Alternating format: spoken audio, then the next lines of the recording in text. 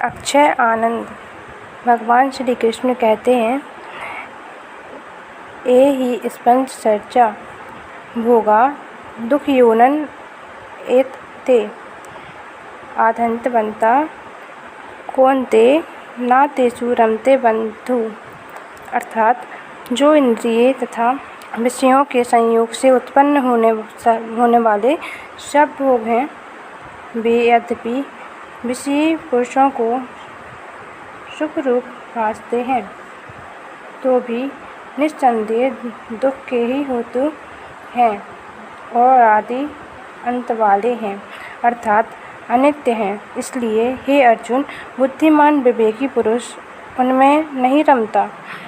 इस संसार के अज्ञानी पुरुष भोगों को सुख का कारण समझकर तथा उनमें आसक्त होकर उन्हें भोगने की चेष्टा करते हैं। परिणाम में महान दुखों को प्राप्त होते हैं।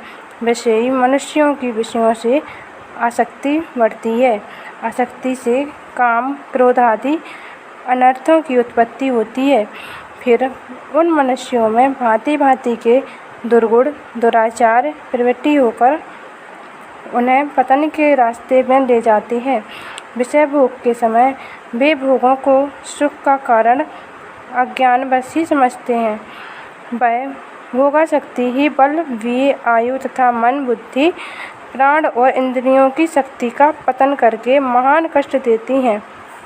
भोगे हुए विषय प्रारब्धवश यदि उनसे दूर हो जाते हैं तो वह शोक मानता है, रोता चिल्लाता और दुख मानता है।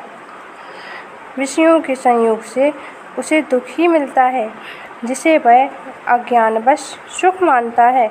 जो वस्तु अनित्य है उसमें सुख नहीं मिल सकता।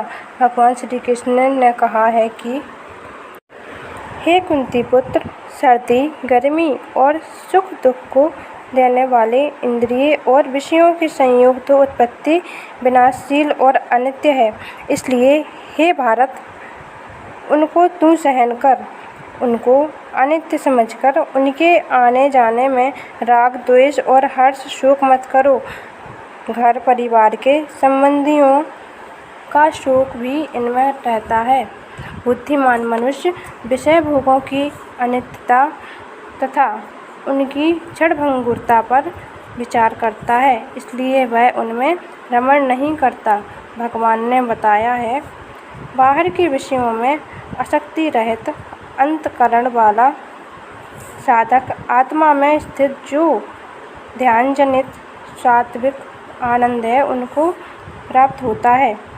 तदंतर वह सच्चिदानंद घन पर ब्रह्म परलोक परमात्मा के ध्यान रूप योग में अभिन्न भाव से स्थित पुरुष अक्षय आनंद का अनुभव करता है।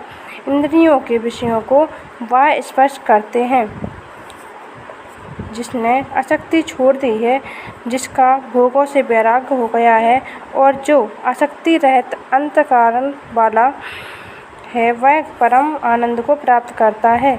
जो इंद्रियों के भोगों को सुख रूप मानने वाला है, उसे ध्यान जनित सुख नहीं मिल सकता, क्योंकि बाहर के भोगों में सुख नहीं है, केवल सुख का आभास भर है। इसकी अपेक्षा वैराग्य का सुख बढ़कर है। परंतु ईश्वर के ध्यान में अटल स्थिति प्राप्त होने पर जो सुख प्राप्त होता है, वह तो इन सबसे बढ़कर है। ऐसे सुख को पाना ही आत्मा में स्थित आनंद को पाना है। जो विषयों से आसक्ति रहित होकर तथा परमात्मा के ध्यान की अटल स्थिति में उत्पन्न महान सुख का अनुभव करता है, उसे मुक्तात्मा कहते हैं। परमात्मा को प्राप्त कर लेना ही अक्षय सुख है। इस सुख की तुलना में कोई भी सुख नहीं ठहर सकता। यही अक्षय आनंद है। यही मानव जीवन का सबसे बड़ा लाभ है। इसे जिसने पा लिया, उसका जीवन सार्थक हो गया, धन्य हो गया। अक्षय आनंद तो ईश्वर का स्वरूप है। सांसारिक भोग तो क्षणिक है। इसलिए क्षणिक सुख को छोड़कर सदा एक रस होने वाले और परम आनंद स्वरूप अक्षय आनंद की शरण में जाना ही मनुष्य जीवन का सर्वोपरि लक्ष्य है। तेरी सूरत पर जाऊं बलिहारी, प्रेम जीवन की सबसे अनमोल निधि है। प्रेम किया नहीं जाता हो जाता है। इसका स्वरूप भी अनिवार्य ही है। संसार में प्रेम होना अलग बात है और परमानंद प्रेमास्पद प्रभु से प्रेम होना अलग बात है। इस सांसारिक जीवन में व्यक्ति माता पिता, भाई पत्नी, मित्र, पुत्र पुत्री, पशु पक्षी कहीं न कहीं प्रेम करता ही है, किंतु उसका वह प्रेम स्वार्थ को लेकर ना हो तो परमार्थिक बन जाता है। कोई प्राणी या पदार्थ मन को प्रिय लगता है तो उससे प्रेम हो जाता है। उसकी प्रशंसा या सद्गुणों के बारे में सुनकर भी प्रेम हो जाता है। तत्पश्चात मन उसकी ओर खींचता है, आकृष्ट होता है, चाहे उसे नहीं भी देखा हो, वह उससे प्रेम करने लगता है। जिस प्रकार की श्री नारद जी से भगवान श्री कृष्ण के दिव्य गुणों का श्रवण कर देवी रुक्मिणी का मन श्री कृष्ण में रम गया था। रुक्मिणी ने प्रभु के दर्शन भी नहीं किए थे, केवल गुण श्रवण मास से आकर्षण इतना बढ़ गया कि उन्होंने अपना तन मन धन सर्वस्व प्रभु को अर्पण करने का सदृढ़ निश्चय कर लिया। इसी प्रकार देवी पार्वती ने भी भगवान शिव की प्राप्ति के लिए मन में दृढ़ निश्चय कर नारद जी के उपदेश श्रवण मास से घोर तप किया एवं भगवान शिव को प्रसन्न कर लिया। इसलिए प्रेमास्पद परोक्ष में भी प्रेम की लीला अबाध रूप से होती रहती है। गोस्वामी तुलसीदास जी ने लिखा है, सबके ममता टाक बटोरी, अर्थात सब तरफ से मन को हटा लें और अपनी ममता श्री प्रभु के पाद पद में अर्पित कर दें, तभी मुझे सच्चे एवं स्थायी सुख की प्राप्ति होगी। प्रभु प्रेम एक ऐसा अमृत का प्याला है जिसे पीकर व्यक्ति अमर हो जाता है। बाकी सब सहारे झूठे हैं, नश्वर हैं, नाशवान है। केवल प्रभु का प्रेम उनका सहारा, उनका आश्रय ही सच्चा है, शाश्वत है, अमर है। जीवन के अंतिम क्षण तक प्रभु भक्त के साथ रहते हैं, अर्थात जीवन के साथ भी जीवन के बाद भी। वे असंभव को भी संभव बना देते हैं, जिसकी आप कल्पना भी नहीं कर सकते हैं, सोच भी नहीं सकते, क्योंकि मानव मस्तिष्क तो सीमित है किंतु वे असीमित हैं। अतः उन पर दृढ़ विश्वास रखकर उनकी कृपा का सहारा लेकर हर घड़ी, हर पल, हर क्षण यह सोचते रहना चाहिए कि उनकी कृपा हम पर बरस रही है। वे करुणा सागर हैं, दया के सागर हैं। वे ही मेरे एकमात्र आश्रय हैं, एकमात्र सहारे हैं। जैसे भक्त बालक प्रहलाद ने पिता द्वारा बहुत सताए जाने पर, कष्ट दिए जाने पर भी प्रभु का सहारा नहीं छोड़ा, भक्त गजराज ने भी प्रभु का ही सहारा लिया। जब लगी गजबल अपनो बरतयो, नेक सरियो नहीं काम, निर्बल है बल राम पुकारियो, आए आधे नाम, सुनेरी मैंने निर्बल के बलराम। इसी प्रकार द्रौपदी ने बुलाया, द्रौपदी सुता निर्बल बहिता, दिन तजी आए निष्ठाम। तो फिर क्या हुआ? दुशासन की भुजा थकित भई, बसन रूप भय श्याम, सुनरी मैंने निर्बल के बल राम। ऐसे एक नहीं असंख्य उदाहरण हैं जहाँ प्रभु ने अपने भक्तों की सहायता की, उनकी मनोकामना पूरी की। राजा मुकुंद एवं नरसिंह मेहता का तो संपूर्ण जीवन ही प्रभु कृपा पर आश्रित है। प्रभु ने उन्हें संपूर्ण जीवन में अनेक बार प्रत्यक्ष दर्शन देकर प्रताप किया। उनके और प्रभु के मध्य प्रेम का एक करार था कि जब जब नरसिंह मेहता लाख केदार में भजन गाएंगे तब तब प्रभु को साक्षात प्रकट होना पड़ेगा। प्रभु दया के सागर हैं, करुणा बरुणालय हैं, उन्हें अपनी प्रतिज्ञा सदैव निभाई। अंतिम बार प्रभु अपने प्यारे भक्तों को अपने साथ ले गए। नरसिंह मेहता को अपनी दिव्य लीला में प्रवेश करा दिया। आज भी ऐसे अनेक भक्त हैं, साधक हैं, जिन पर प्रभु कृपा निरंतर बरसती है। प्रभु के चरण कमलों में जिन्होंने अपना सर्वस्व समर्पित कर दिया है, उनका योगक्षेम प्रभु वहन करते हैं। प्रभु के सहारे से वे पूर्णतः सुरक्षित हैं। वे भक्त, वे प्रेमी, वे साधक हमेशा एक ही बात कहते हैं, हमें चिंता नहीं अपनी, उन्हें चिंता हमारी है। हमारी नाव का नाविक सुदर्शन चक्रधारी है, इसलिए श्री हरि पर विश्वास रखकर ही कार्य करना चाहिए। एक श्वान बैलगाड़ी के नीचे चलता है और समझता है कि यह गाड़ी मैं चला रहा हूँ। ऐसा ही साधारण जीव सोचता है कि यह कार्य मैंने किया। कृत्वाभिमान ही जीव का सर्वोपरि अज्ञान है। अतः हम कर्तव्य तो अवश्य करें, किंतु आशय एकमात्र भगवान का ही रखें। जीवन सर्वप्राप्त है, किंतु माया मोह में फंसा प्राणी उन्हें पहचान नहीं पाता और अवसर गंवा देता है। जीवन की सबसे मूल्यवान वस्तु समय है। व्यक्ति भगवान की इस अमूल्य देन का अपव्यय कर देता है। भक्त लोग उनका सदुपयोग कर लेते हैं। बस यही फर्क है सामान्य मानव और भक्त में। भक्त का सारा समय भक्तोत्सव सेवा में लगता है, किंतु सामान्य मानव का समय अज्ञान व स्वार्थमय संसार की निष्फल सेवाओं में व्यतीत हो जाता है। भगवान की सेवा करने में भगवत जन लोक लाज की परवाह नहीं करनी चाहिए, क्योंकि संसार का संबंध सांसारिक बना देता है और भगवान का संबंध भागवत बना देता है। अतः संसार क्या कहेगा, लोग क्या कहेंगे, ऐसा मन में विचार कर प्रभु की भक्ति ना करना, सत्संग ना करना, भगवत भक्तों का साथ ना करना, सांसारिक जनों का आश्रय लेना महान मूर्खता है। संसार को छोड़ना नहीं है, किंतु संसार अपने अंदर ना आने पाए, यही सावधानी रखनी है। मीराबाई संसार में ही नहीं, किंतु उन्होंने अपने अंदर ठाकुर जी को बिठा लिया था। ऐसे ही कबीर, नानक, नरसिंह मेहता, तुलसीदास, सूरदास, रामानुजन, चैतन्य महापुरुष, संत ज्ञानेश्वर महाप्रभु, वल्लभाचार्य आदि अनेकानेक संतों ने, भक्तों ने लोक की परवाह नहीं की।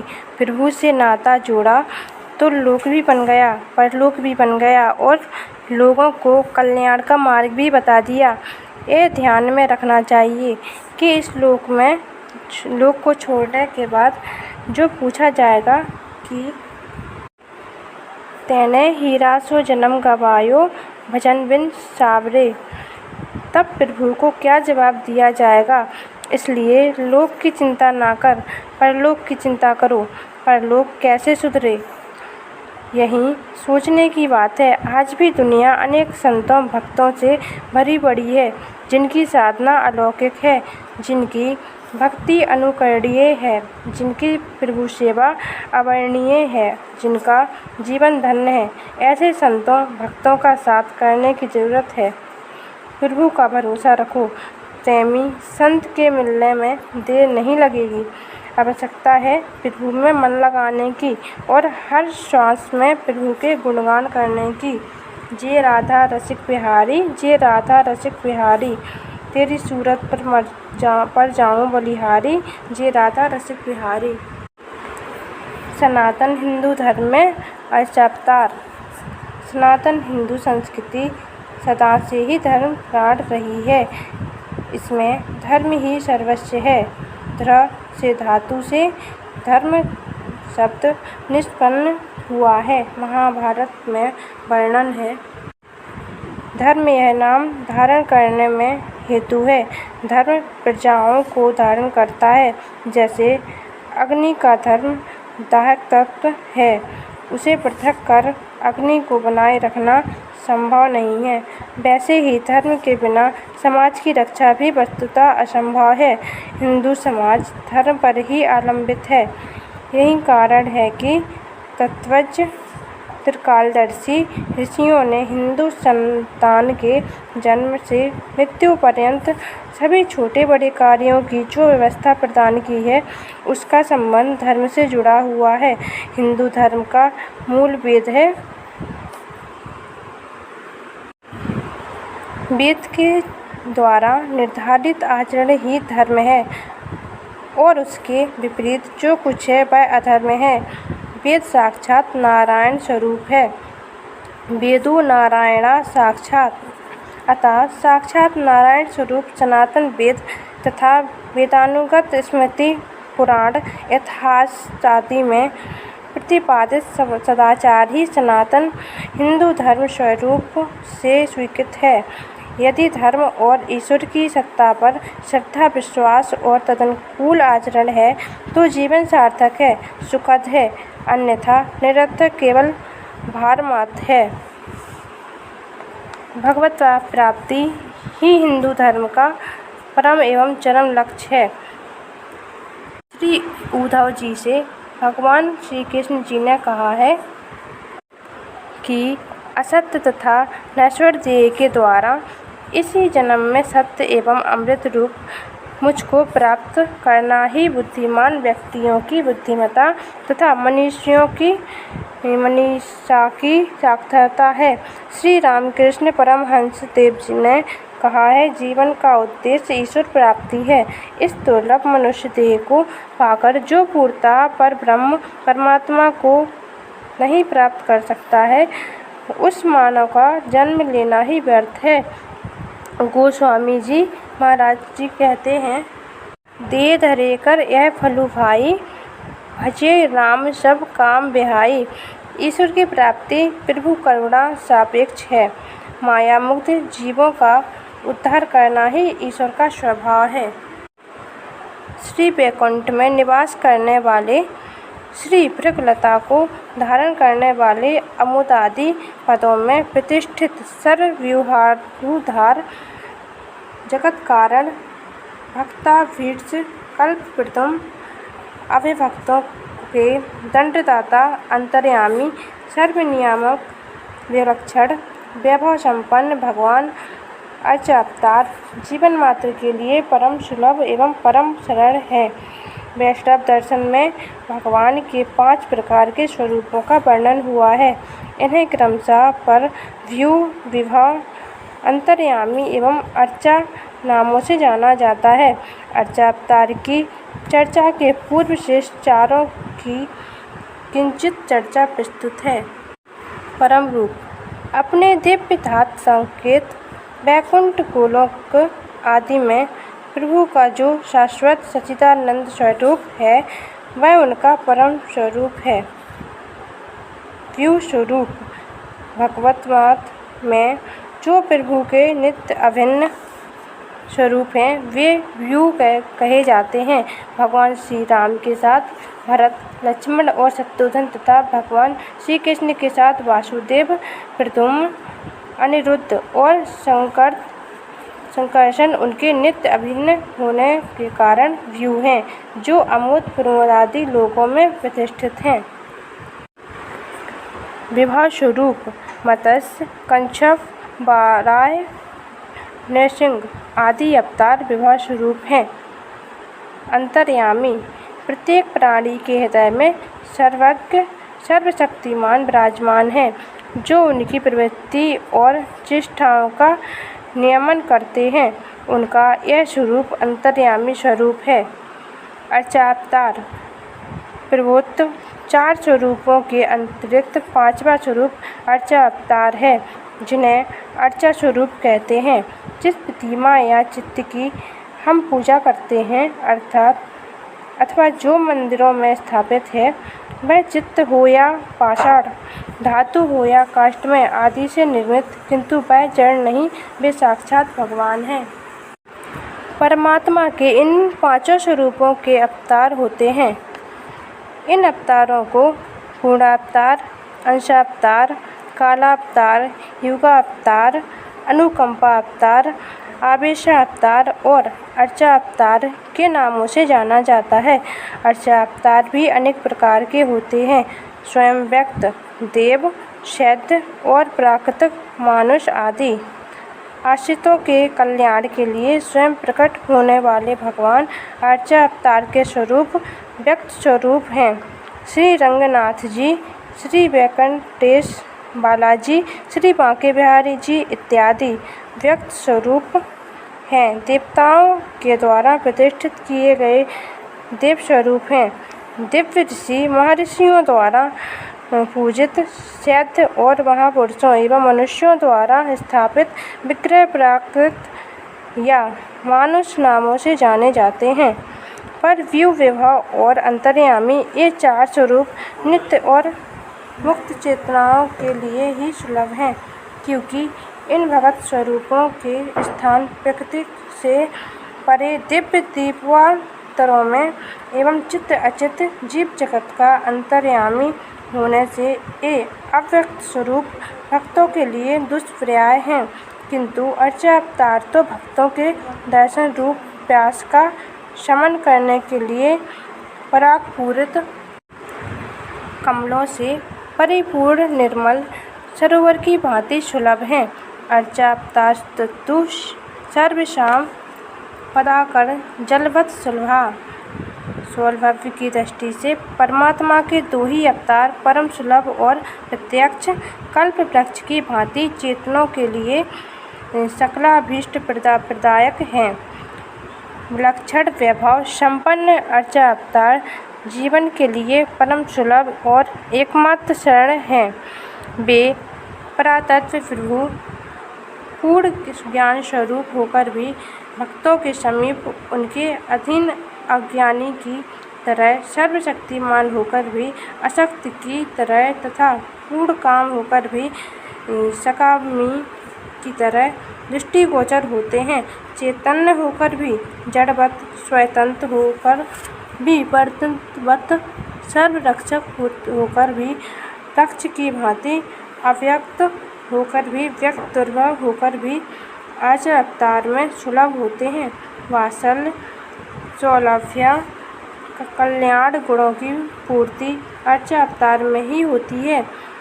अत्यंत भावुक और निश्चल भाव जिस श्री मूर्ति की पूजा करता है, वह मूर्ति चेतन होकर उसके साथ बोलने, चलने, हंसने और खेलने लगती है। भक्त जिस मूर्ति को निहार लेता है वही चल सकती है, आकृति बदल सकती है। उपासक को जो भी अभिष्ट होता है, उपास्य विग्रह वह सब कुछ कर सकता है। गोस्वामी तुलसीदास जी की वह घटना तो प्रसिद्ध ही है, जब वेणुधर की प्रतिमा धनुर्धर हो गई। कहा, कहो छवि आजू की भले बने हो नाथ, तुलसी मस्तक तब झुके धनुष बाण लो हाथ। कित मुरली कित चंडिका कित गोपनियन के साथ, अपने जन के कारण कृष्ण भय रघुनाथ। भक्त नामदेव के बचपन में उनके आग्रह पर प्रभु ने मूर्ति रूप से दूध पिया। ऐसी प्रसिद्ध है कि वृंदावन के श्री बांके बिहारी जी एक दिन शयन कक्ष में मिष्ठान ना पाकर पूजा का चांदी का कटोरा गहन रखकर हलवाई से कलाकंद ले आए थे। पुजारी जी परेशान थे कि कटोरा कहाँ गया। कई दिनों के पश्चात एक दिन जब पुजारी जी उधर से निकले तो हलवाई ने पुकार कर कहा, महाराज कटोरा तो ले जाइए, पैसा फिर मिल जाएगा। तब रहस्य उद्घाटित हुआ कि पुजारी जी का वेश धारण कर वे बांके बिहारी ही कटोरा गहन कर आए हैं। श्री जगन्नाथ जी एवं पांडुरंग तथा ऐसे अनेक श्री विग्रह हैं जिनके द्वारा अर्चावतार के अनुभव और प्रमाण प्राप्त हुए हैं। वेद विधि के अनुसार प्राण प्रतिष्ठा के द्वारा अप्रकट स्वरूप श्री भगवान अर्चा विग्रह में आविर्भूत हो सदा वहाँ अवस्थित रहते हैं। प्रतिष्ठा शब्द का व्युत्पत्ति अर्थ भी यही है। प्रकर्षेण तिष्ठति अस्यामिति प्रतिष्ठा, अर्थात जिस मूर्ति की प्राण प्रतिष्ठा की जाती है उसमें परमात्मा प्रकृष्ट रूप से अवस्थान करते हैं। अग्नि के संयोग से लोहा जिस प्रकार अग्नि रूप बन जाता है तथा उसमें अग्नि के दाहकत्व आदि गुणों का विकास होता है, उसी प्रकार प्रतिष्ठा विधि के द्वारा आविर्भूत श्री भगवान भगवत स्वरूप पदपाद को प्राप्त हो भक्तों की साधकों की सेवाओं को स्वीकार करते हैं। अर्चा मूर्ति शिलामयी, काष्ठमयी, धातुमयी, चित्रपटमयी, मृगमयी, बालुकामयी, मनोमयी, मणिमयी तथा चंदन द्वारा निर्मित अनेक प्रकार की होती है, किंतु प्राण प्रतिष्ठा के उपरांत उनको शिलादि कागज तथा मिट्टी कहना तथा ऐसी धारणा बुद्धि में रखना महान अपराध है। साधक की दृष्टि मूर्ति के भौतिक तत्व नहीं, कण कण में व्याप्त परम चेतन पर रहनी चाहिए। भगवान की अर्चा मूर्ति साक्षात भगवत स्वरूप है। अचल एवं चल भेद से अर्चा अवतार दो प्रकार के होते हैं। वेद विधि द्वारा प्रतिष्ठित जो श्री विग्रह विशाल होने के कारण एक ही स्थान पर सदा विराजमान रहते हैं उनको अचल विग्रह कहते हैं, और जो अर्चा मूर्ति उत्सव आदि के समय विभिन्न स्थलों पर पधराई जाती है उसे चल मूर्ति कहते हैं। प्रतिष्ठित अर्चा मूर्ति को कभी त्यागना नहीं चाहिए, यावत जीवन उसकी अर्चना करनी चाहिए। भगवत अर्चन के परित्याग से महान अनर्थ हो सकता है, इसलिए प्रतिष्ठित अर्चा अवतार के अर्चन को कभी त्यागना नहीं चाहिए। अर्चा अवतार के अर्चन के द्वारा ही मानव की सीधी आकांक्षाएं पूर्ण हो सकती हैं एवं मानव जीवन के परम चरम लक्ष्य को प्राप्त कर वह कृतार्थ हो जाता है। अतः श्रद्धा तथा प्रीति के साथ अर्चा अवतार की सेवा करना मानव मात्र के लिए अशेष मंगलप्रद है। जीवन में सुख दुख अपने विचारों से संसार में प्रत्येक प्राणी प्रसन्न एवं सुखी रहना चाहता है, दुख कोई भी नहीं चाहता, किंतु वास्तविक सुख और वास्तविक दुखों को समझे बिना ही वह अज्ञानवश सुख दुख की अनुभूति करता रहता है। शास्त्रों और संतों ने भगवान की स्मृति को ही सुख और भगवत श्रीचरण स्मरण को ही अर्थात दुख बताया है। सांसारिक सुख में सुख मानना और दुख में दुख मानना यह भ्रांति है, मिथ्या प्रीतिमान है। यह प्राणियों की अपेक्षा प्रभु ने विशेष अनुग्रह करते हुए मनुष्य को विशेष बुद्धि प्रदान की है, ताकि वह उसका सदुपयोग कर अपना उद्धार कर सके। किंतु मनुष्य बुद्धि पाकर इतना मदोन्मत्त हो गया है कि वह ईश्वर पर ही दोषारोपण करता है और उसके न्याय को अन्याय समझकर व्यर्थ ही दुख के भवसागर में गोते लगाता रहता है। सुख तथा दुख हमारे मन की दो विभिन्न अवस्थाएं हैं। सुख दुख की अनुभूति हमारे मन की स्थिति, स्थिरता, शांति एवं संतुष्टि पर निर्भर है। सुख वह मानसिक दशा है जिसमें हमारा मन शांत और स्थिर रहता है, हम संतोष का अनुभव करते हैं, चित्त का संतुलन ठीक रहता है और हमारा मन प्रसन्न रहता है। दुख वह मन स्थिति है जिसमें हमारा मन अशांत, अस्थिर एवं संतुष्ट रहता है। जितनी देर हम दुखी रहते हैं उतनी देर अतृप्त रहते हैं। जब मन अशांत है तब हम दुख का अनुभव करते हैं। अशांत को सुख कहा। अशांतस् कुतः सुखम। इस प्रकार सुख दुख इस जगत में या सांसारिक वस्तुओं में नहीं बल्कि हमारे मन में है। हमारा अंतःकरण ही सुख दुखों का आगार है। दुख सुख, दिन रात, धूप छाँव परस्पर विरोधी शब्द होकर भी एक दूसरे से जुड़े हुए हैं तथा पूरक की तरह क्रम से आते जाते रहते हैं।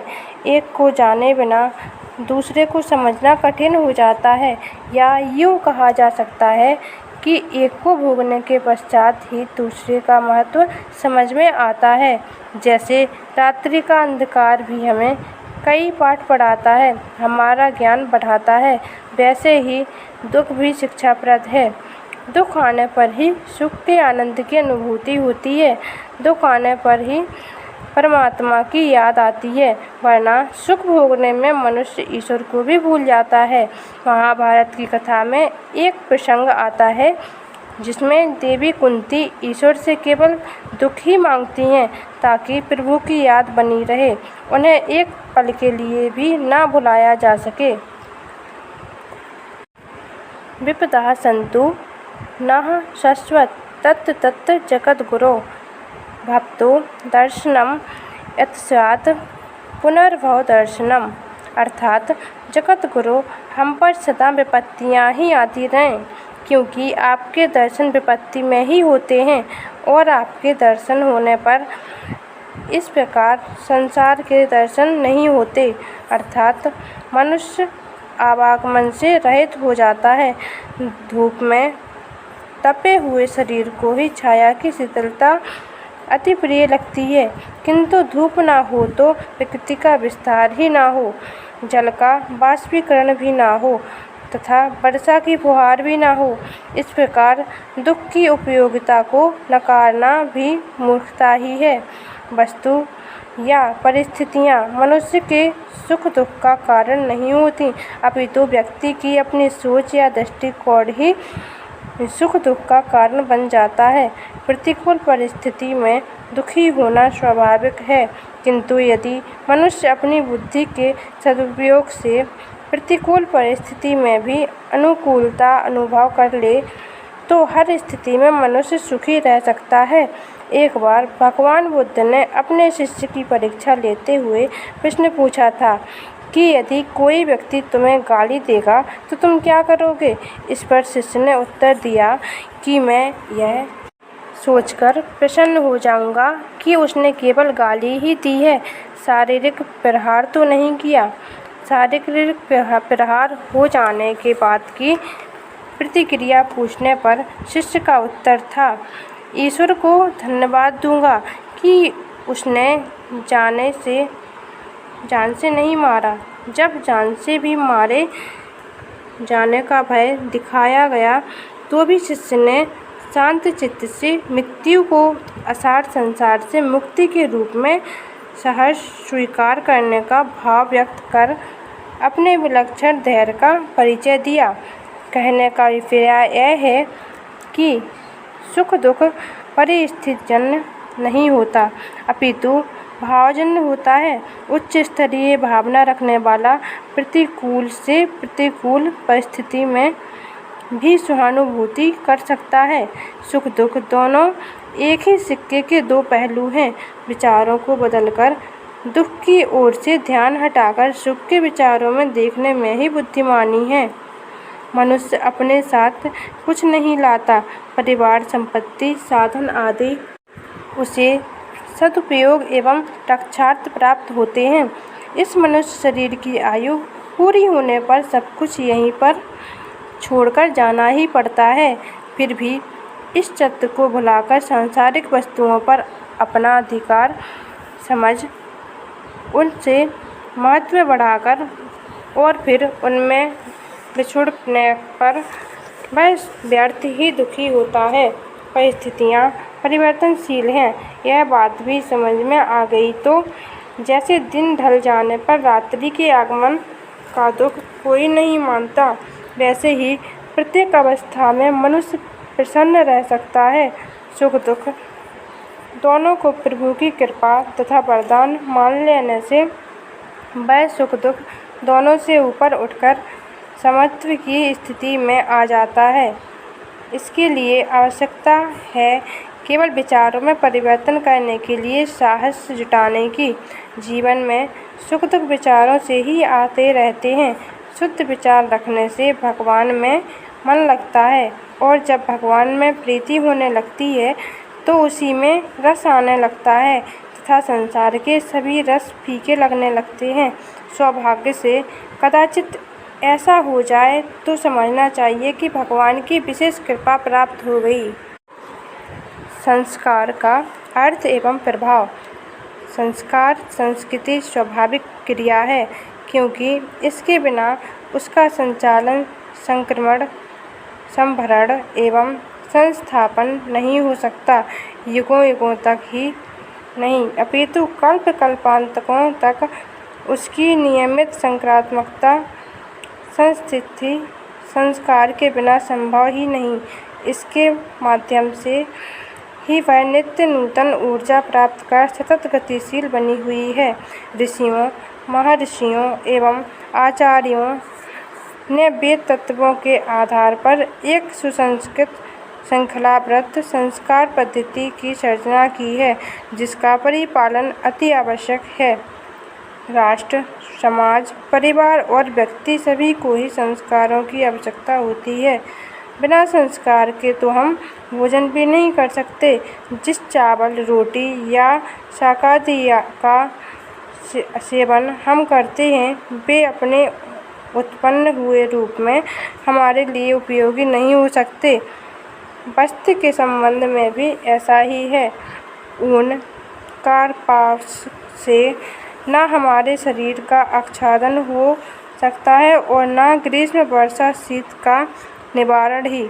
जब इन वस्तुओं का सुसंस्कारित रूप वस्त्र के रूप में परिणत होता है तभी हमारे उपयोग में आ सकता है। सोना, चांदी, हीरा, मोती इत्यादि पदार्थों के संबंध में भी समझना चाहिए कि वे सुसंस्कृत होने पर ही हमारे लिए उपयोगी होते हैं। इसी प्रकार उत्पन्न हुआ बालक बिना संस्कार के राष्ट्र, समाज और परिवार के किसी काम का नहीं, वह तो पशु श्रेणी का है। विभिन्न वस्तुओं के संस्कार के अनेक साधन एवं भाग होते हैं।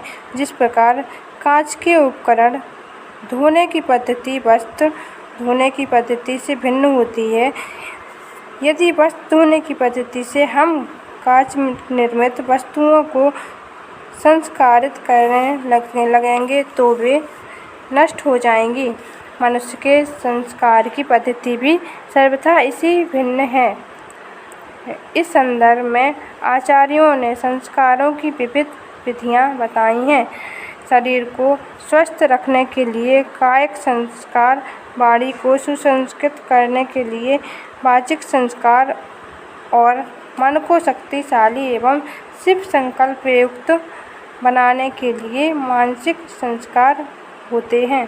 संस्कारों का भाव भी स्थूल, सूक्ष्म एवं सूक्ष्मतर होता है। अर्थात में तो आध्यात्मिक दृष्टिकोण से संस्कार का अर्थ ही होता है स्थूल क्रियाओं के द्वारा शरीर, वाणी, मन एवं वातावरण पर इतना सूक्ष्म प्रभाव डालना कि बाह्य साधनों के प्रयास के लिए बिना भी ये क्रियाएं सहज भाव से होती रहें, इसलिए वे संस्कार कही जाती हैं।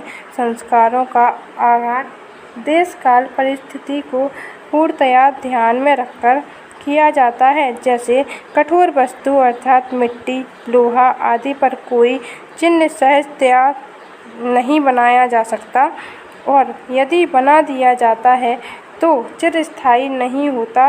वैसे ही शैशव, बाल्य, युवा एवं वृद्धावस्था में आयु के अनुसार संस्कारों का आधान किया जाता है।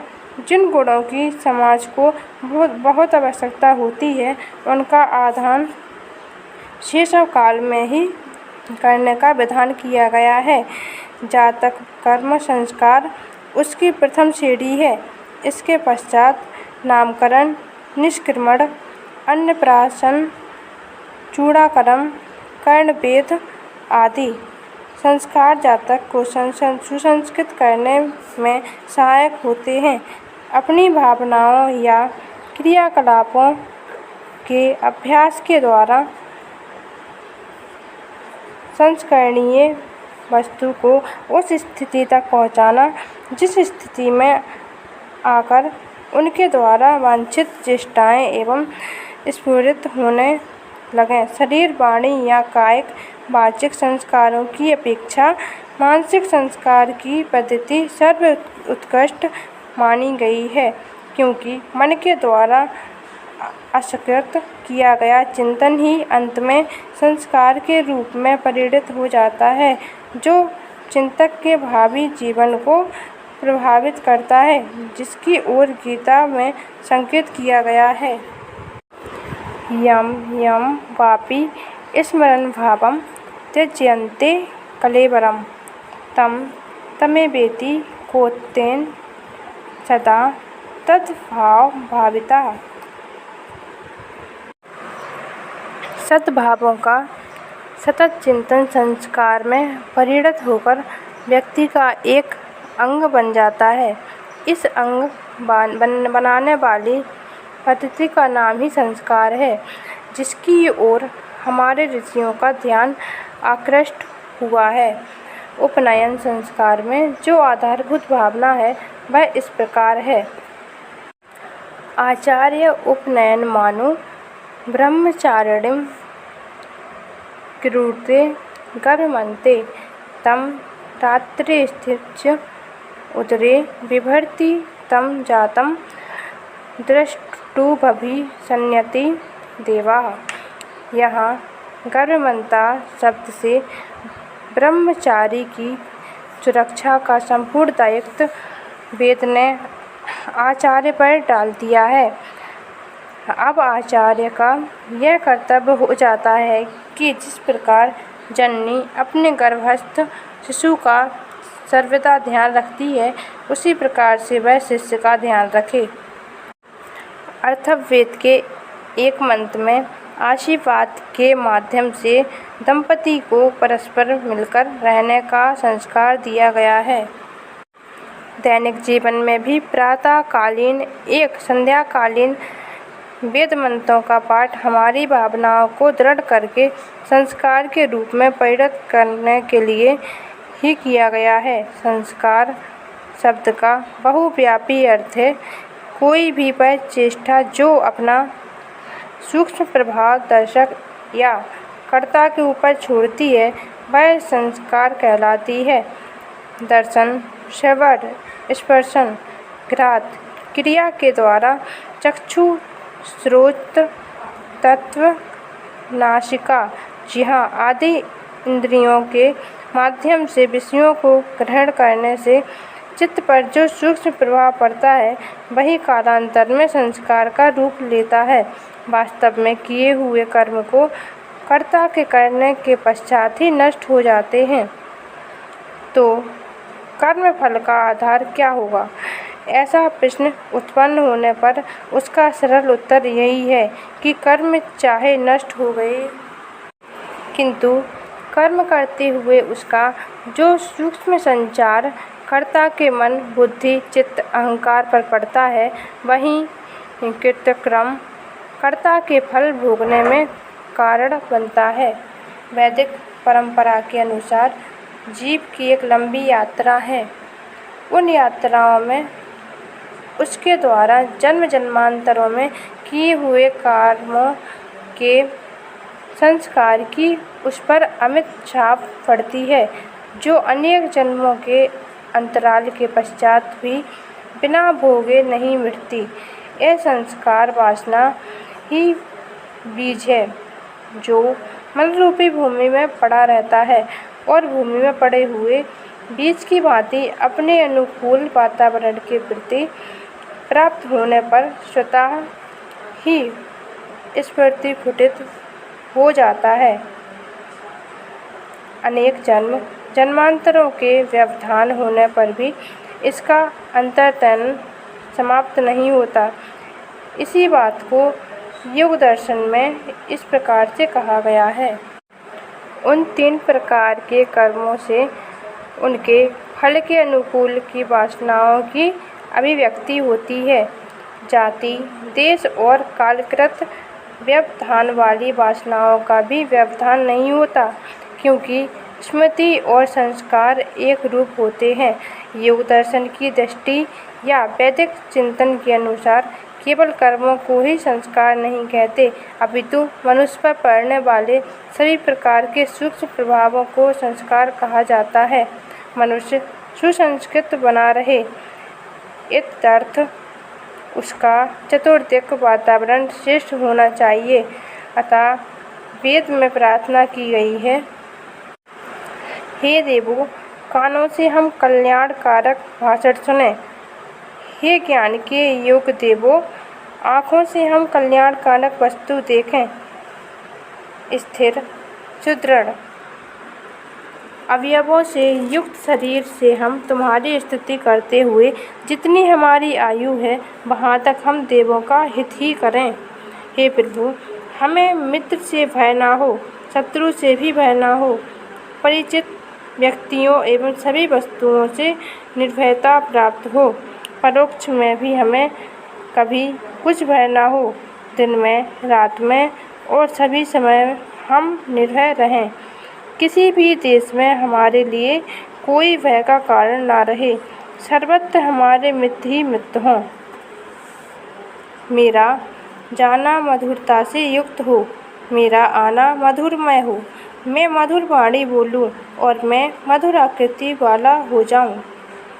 सदा अच्छे चिंतन एवं अच्छे परिवेश का जो लाभ हो उसके लिए वेद निर्देश देता है। इसलिए अपने परिवार के बच्चे अच्छे संस्कार युक्त हों। इसके लिए ग्रह की नहीं अपितु प्रतिवेशी के भी आचरण का हमें ध्यान रखना चाहिए। घरों में दृश्य, श्रव्य, भोज्य आदि सभी पदार्थ या चेष्टाएं संतति को उत्कर्ष प्रदान करें, ऐसे वातावरण के निर्माण की आवश्यकता है। इस प्रकार इस प्रतीकभूत संस्कारों की असूक्ष्म प्रक्रिया जब तक संस्कारों द्वारा व्यक्ति को प्रदान की जाती रही, तब तक राष्ट्र और समाज ठीक प्रकार से चलता रहा। आज पुनः उसकी आवश्यकता हो गई है, क्योंकि संस्कारों के बिना इन उदात्त भावनाओं के प्रति दृढ़ता का अभाव हो गया है और लोग अपनी धर्म, संस्कृति एवं परंपरा से विमुख होते जा रहे हैं। ऐसा ना होने पाए, इसलिए बहुत सावधान एवं सहज रहने की आवश्यकता है। त्यागमूर्ति श्री धोरेलिया जी। आज का मानव जहाँ पतनकारी भोग विलास की ओर जा रहा है, वहीं इस भारत भूमि पर ऐसे भी भक्त प्रकट होते हैं जिनको ये भोग विलास छू तक नहीं पाते। ऐसे ही एक पुनीत भक्त की गाथा यहाँ प्रस्तुत है। मध्य प्रदेश में ग्रामीण अंचलों से घिरा हुआ एक छोटा सा शहर है नरसिंहपुर। इस शहर के निकट एक छोटा सा ग्राम है खुरपा। इसी ग्राम में एक धोरेलिया परिवार में भगवान श्री हरि के एक बच्चे भक्त हो चुके हैं, श्री रोशन सिंह धोरेलिया। धार्मिक संस्कार वाले परिवार में पैदा होने के कारण इनका मन भी बचपन से ही धर्म की ओर लग गया। इन्हें गाय से अत्यंत प्रेम था। गौ माता के प्रति इनके हृदय में इतनी श्रद्धा थी कि इन्हें जीवन भर गौ माता पर हो रहे अत्याचारों के लिए संघर्ष किया। ये इतने साहसी और निर्भीक थे कि जहाँ पर जानवरों का बाजार लगता था वहाँ पर अकेले पहुँच जाते और बाजार में जो कसाई लोग गाय खरीदने आते उन्हें गाय नहीं खरीदने देते और वहाँ से भगा देते। इनके भय के कारण कसाईयों ने बाजारों में आना ही छोड़ दिया और इस प्रकार उन्होंने हजारों गायों को बूचड़खाने में जाने से बचा लिया। इन्होंने आसपास के क्षेत्रों में जो कांजी हाउस थे उन्हें तोड़वा डाला। जब ये अपने खेतों पर जाते तो यदि उस समय इनकी फसलें गायें चल रही होती तो उस दिशा में ना तो स्वयं जाते और ना अपने किसी नौकर चाकर को जाने देते थे। गायें स्वयं ही तृप्त होकर निकल जाती थीं। गौ माता की कृपा से इनके घर में धन संपत्ति तथा वैभव की कोई कमी नहीं थी, परंतु ना तो इन सबका कोई अभिमान था और ना ही कोई मोह। इनके द्वारा कभी कोई भी याचक खाली हाथ नहीं लौटा। भगवान का भजन करते हुए, गौ सेवा तथा जनसेवा करते हुए जब इनकी वृद्धावस्था प्रारंभ हुई तो इन्होंने संपूर्ण ऐश्वर्य का परित्याग कर श्री हरि का भजन करने के लिए पवित्र तीर्थ हरिद्वार में जाकर रहने का विचार बना लिया और अपने पुत्रों को बुलाकर कहा कि यदि मुझ पर किसी का जाने अनजाने कोई ऋण रह गया हो तो उसे चुका देना। इस प्रकार वे सपत्नीक हरिद्वार चले गए। वहाँ जाकर एक घास की कुटी बनाकर उसी में रहने लगे तथा निरंतर भगवान के भजन में अपना मन लगा लिया। हरिद्वार जाकर भी इनका गौ सेवा प्रेम कम नहीं हुआ। इन्होंने वहाँ पर भी गायें पालीं तथा दिन भर उनको चराने के लिए जाते और उनकी सेवा करते। इनकी गाय की सेवा को देखकर वहाँ के लोग इनको प्रेम से नंद बाबा कहकर बुलाते थे। प्रारब्धवश इनके अत्यंत ही स्नेही छोटे पुत्र कैंसर की बीमारी के कारण अचानक निधन हो गया। इतना ही नहीं, इनकी पुत्र वधू इस हादसे को नहीं सहन कर सकी और उनका भी निधन हो गया। इस हृदय विदारक घटना के फलस्वरूप इनकी पत्नी तो इतनी विचलित हो गई थी कि उन्होंने वापस खुरपा लौटने का निर्णय ले लिया और आकर खुरपा में रह गईं। बाद में यहीं पर उनका निधन हुआ। लेकिन जिसको भगवान में लो लग जाए वह भी कभी संसार में नहीं रमता, भगवान मार्ग से विचलित नहीं होता, चाहे कितनी भी सांसारिक विपत्तियां क्यों न आ जाएं। श्री धोरेलिया जी तो त्याग की सच्ची मूर्ति थे। वे इन विपत्तियों को भी प्रभु का कृपा प्रसाद मानकर बिल्कुल भी विचलित नहीं हुए तथा और भी अधिक दृढ़ प्रतिज्ञ होकर भगवान के भजन में लग गए और कुछ वर्षों बाद भजन करते करते वे प्रभु में लीन हो गए। आज के इस भोग विलास एवं स्वार्थप्रस्त संसार में ऐसे सच्चे भक्तों का प्रकट होना अत्यंत ही दुर्लभ है। अतः हमें ऐसे भक्तों के जीवन से प्रेरणा लेकर तत्काल ही उस कल्याण मार्ग में लग जाना चाहिए जिसके लिए ईश्वर ने अत्यंत कृपा करके हमें यह देव दुर्लभ मानव देह प्रदान की है। पूर्ण द्विजत्व का प्राप्तिपरक उपनयन संस्कार।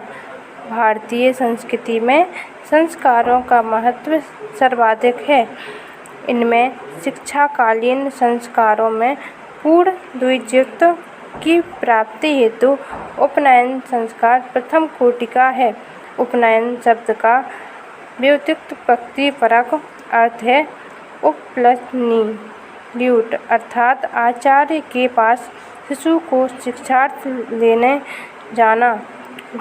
भेंट की क्रिया, चढ़ावा, यज्ञोपवीत संस्कार, व्रतबंध, जनेऊ आदि बालक को आचार्य द्वारा स्वीकृत करवाकर पूर्ण द्विजत्व प्राप्त कराने के लिए वेदाध्ययन हेतु विद्यार्थी या ब्रह्मचारी बना देने की क्रिया उपनयन संस्कार है।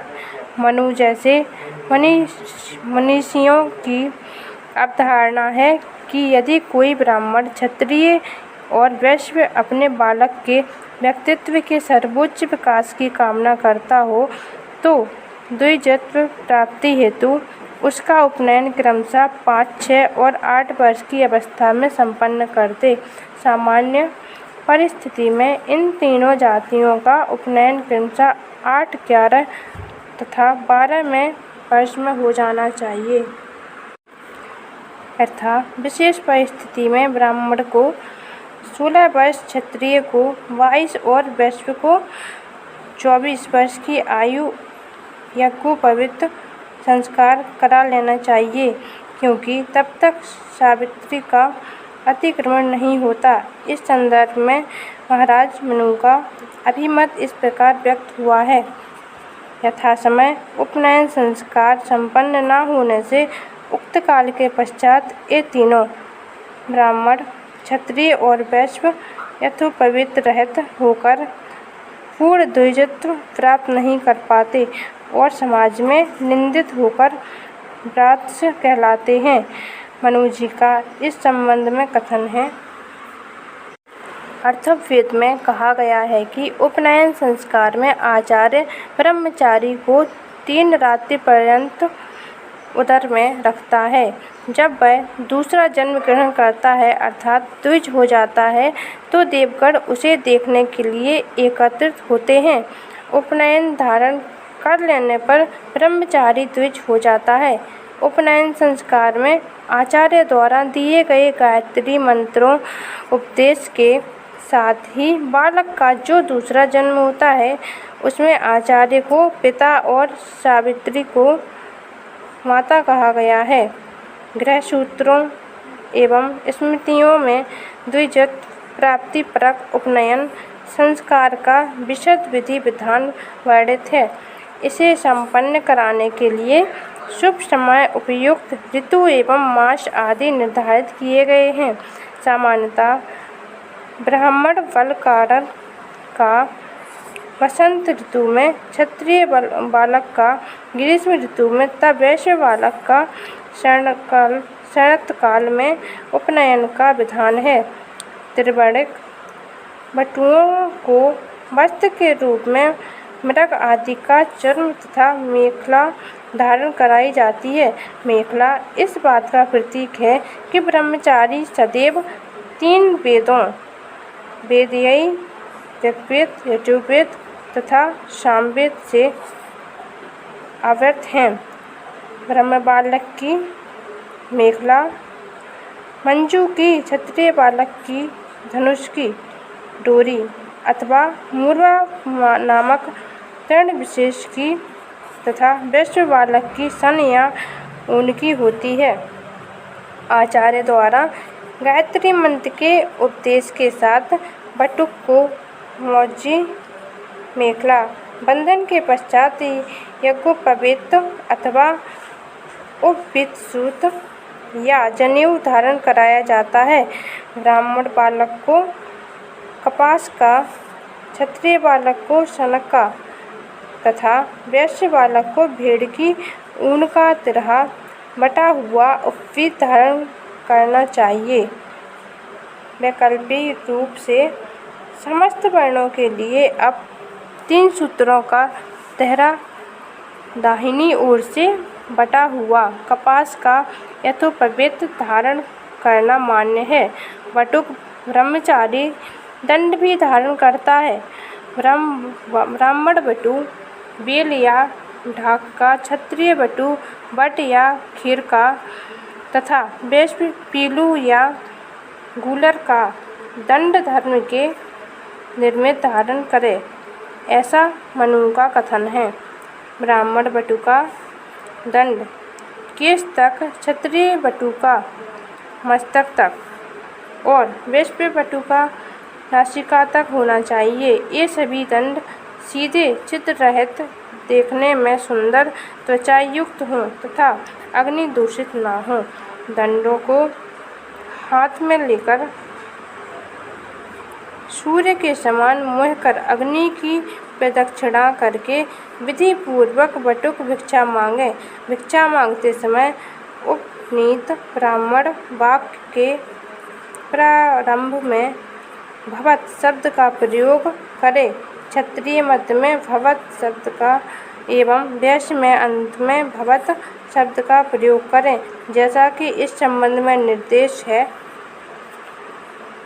भवती ब्राह्मण भवती भिक्षाम देहि, क्षत्रिय भिक्षाम भवती देहि तथा वैश्य भिक्षाम देहि भवती। ऐसा कहकर ब्रह्मचारी सर्वप्रथम अपनी माता अथवा बहन से या अपनी मौसी या ऐसी स्त्री से भिक्षा मांगे जो उसे अपमानित ना करे। जो कुछ अन्न भिक्षा में मिले उसे लाकर ब्रह्मचारी निष्कपट भाव से गुरु के आगे रख दे और उनकी आज्ञा से आचमन कर पवित्रता पूर्वक पूर्व की ओर मुँह करके भोजन करे, जैसा कि कहा गया है। आचार्य विभिन्न देवताओं की स्तुति करते हुए बटुक का हाथ ग्रहण कर सविता देव से प्रार्थना करते हैं। देव सविता, यह आपका ब्रह्मचारी है, इसकी रक्षा करें। अग्नि की स्तुति करते हुए ब्रह्मचारी कहता है, मैं तेज से समायुक्त हो रहा हूँ। अग्नि, मुझे मेघा, प्रज्ञा और तेज दें। हे अग्नि, मैं आपके तेज से तेजस्वी, आपकी शक्ति से शक्तिमान और आपके प्रहास से तपस्वी बनूं। बटुक द्वारा आचार्य का चरण पकड़कर मंत्रोपदेश के लिए प्रार्थना की जाती है। तदंतर यथाविधि वे उसे निर्मंत्र मंत्र का उपदेश देते हैं। ओम भूर्भुवः स्वः तस्य वितुर्वरेण्यं भर्गो देवस्य धीमहि धियो यो नः प्रचोदयात्। आचार्य ब्रह्मचारी के हृदय पर अंगुलियों को ऊपरी की ओर करके हाथ रखते हुए कहते हैं, मैं तुम्हारा हृदय अपने व्रत परिपालन में लगाता हूँ। तुम्हारा चित्त मेरे चित्त के अनुकूल बने। एक व्रत होकर मेरी बातों को सुनो। बृहस्पति तुमको मेरे लिए नियुक्त करें। तदंतर आचार्य बटुक को ब्रह्मचर्य व्रत पालन का आदेश देते हैं। तुम ब्रह्मचारी हो, जल पियो, काम करो, सो मत। आचार्य के अधीन होकर वेद का अध्ययन करो। यज्ञोपवीत धारण कर लेने पर ब्रह्मचारी निर्दिष्ट व्रत के पालन करने पर द्विज होता है। इन सभी उपनयन संस्कार संबंधी विधि विधानों को समाप्ति पर ब्रह्मचारी को 3 दिनों तक कठोर संयम एवं व्रत का पालन करना होता है। इसे त्रिरात्र व्रत कहते हैं। यज्ञोपवीत की अवस्थिति को संदर्भ में मनु का कथन है कि जब जनेऊ दाहिने हाथ के नीचे होता है, अर्थात बाएं कंधे पर, तब द्विज उपवीति कहलाता है। बाएं कंधे से दाहिनी बाएं के नीचे तक जनेऊ धारण करने का नाम शव्य है। इसके विपरीत को अशव्य या प्राचीनता वीति कहते हैं। गले में यज्ञोपवीत लटकते रहने का नाम निवीत है, जैसा कि मनुस्मृति में कहा गया है। उद्धते दक्षिणे पाणावुप वित्युच्यते द्विज सर्वे प्राचीन अवीति निवीति कंठसज्जने।